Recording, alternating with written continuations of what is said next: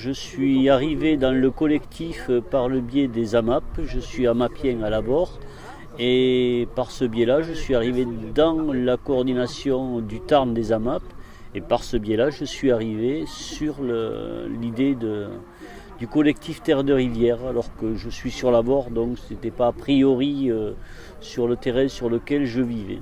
C'était trouver effectivement à la fois une expérience citoyenne dans le moment où les gens se groupaient pour faire un achat collectif de terres agricoles et donc dépasser la problématique de l'accès au foncier pour les agriculteurs. Ça a été aussi une expérience dans laquelle la mairie, la communauté de communes, donc les politiques au niveau local, territorial, se sont impliqués dans ce projet. Après Terre de Liens s'est aussi impliqué et on a réussi à créer quelque chose qui dépasse le simple collectif de citoyens parce qu'il implique, de par les politiques,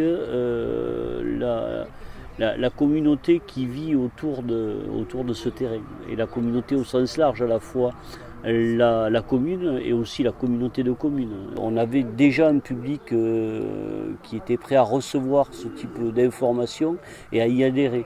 Et comme on était réseau AMAP du Tarn, on a pu intervenir sur plusieurs AMAP et donc rencontrer facilement beaucoup de monde pour leur expliquer un petit peu notre projet pour qu'ils y rentrent.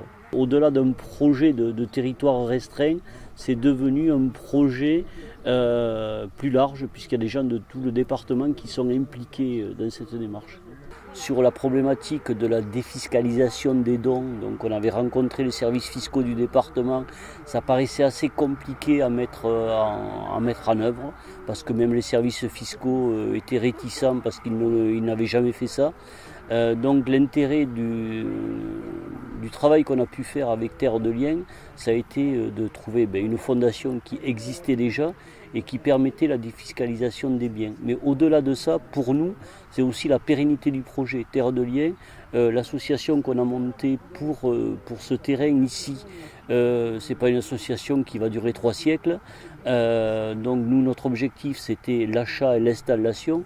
Une fois que ça c'est fait, notre objectif, c'est de donner à Terre de Liens ce terrain pour permettre la pérennité du projet, garder une terre en bio, la garder, changer de maraîcher quand le maraîcher a fini sa carrière ou décide de l'arrêter et assurer la pérennité du projet au-delà des personnes.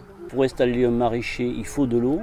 Donc pour le moment, l'essor maraîcher, donc la communauté de communes, la communauté d'agglo a déjà fait un puits sur le terrain qui peut permettre d'irriguer une production maraîchère. Sauf qu'on n'est pas sûr que le puits ait une capacité suffisante pour irriguer tout au long de l'année. Donc il y a aussi la possibilité de se brancher sur un réseau public d'irrigation qui permettait d'avoir une alternative en cas de rupture d'approvisionnement de par le puits. Donc ce réseau se situe à 200 mètres environ du terrain. Donc ça veut dire qu'il nous faut encore trouver des fonds pour mettre en place une canalisation souterraine qui permette de ramener l'eau du réseau jusqu'au terrain. Ça c'est le deuxième objectif. Le troisième, c'est à terme d'avoir aussi sur le terrain un bâtiment agricole qui permette à un maraîcher à la fois de laver ses légumes, d'entreposer son matériel. Donc on a aussi cet objectif-là. Donc l'appel aux dons qui a déjà donné ses fruits dans l'achat du terrain se doit de continuer et va être relancé dès l'automne pour continuer à remplir les objectifs qu'on s'est encore fixés. La communauté d'agglo nous a amené son soutien dans le moment de négociation avec la SAFALT et dans la mise en place du projet avec l'essor maraîcher. Il y a eu entre autres le puits qui a été creusé. Ça a été aussi un outil de négociation entre les différents partenaires, Chambre d'agriculture, ADART, SAFALT. Voilà, ça a été un moment où, dans la conduite du projet avec Terre de Liens, qui servait aussi d'expertise là-dedans, qui a permis d'avancer avec l'ensemble des acteurs, parce que parfois certains pouvaient être réticents face à une association et l'être moins dans un cadre dans lequel les politiques démarrent aussi une expérience avec nous. Donc, alors sur la suite, pour la communauté d'Aglo, ça a été une première expérience qui a réussi et donc qui pourra se renouveler, parce que je crois que ce qui est important dans cette expérience-là, au-delà de l'action citoyenne, c'est d'avoir réussi à mettre en phase l'action citoyenne, la mairie, la communauté de communes, la Fondation Terre de Liens, voilà, tous ces acteurs qui permettent ensemble de faire cette action. Et nous, ce qu'on voudrait, c'est qu'elle puisse se renouveler ailleurs.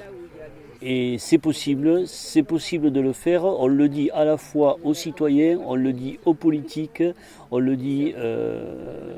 voilà.